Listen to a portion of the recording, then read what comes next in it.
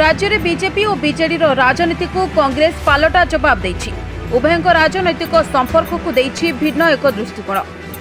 कांग्रेस पक्षरु राज्यव्यापी उभय बीजेडी और बीजेपी संपर्क स्वामी एवं स्त्री संपर्क बोली कहुवा बेले नियारा ढंगरे बाहाघर मध्य करा जाउछि।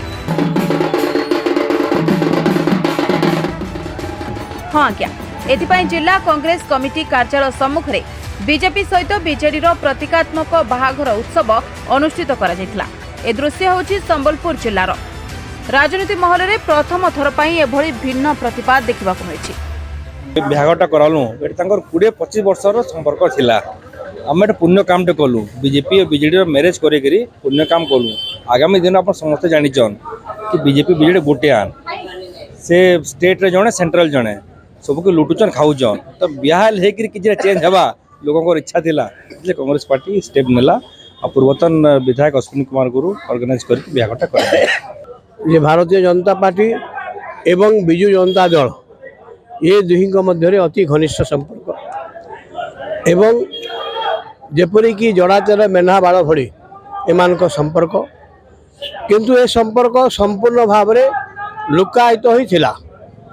कारण ए संपर्क एक अवैध अनैतिक संपर्क, एक अपवित्र संपर्क बोली समस्ते जानती। एवं दीर्घ 20 वर्ष धरी भारतीय जनता पार्टी एवं बिजु जनता दल ओडिशा सरकार, केंद्र सरकार नरेंद्र मोदी एवं नवीन पट्टनायक ओडिशावासी को गुमराह कर भारतवासी को मध्य गुमराह कर विभ्रांत कर।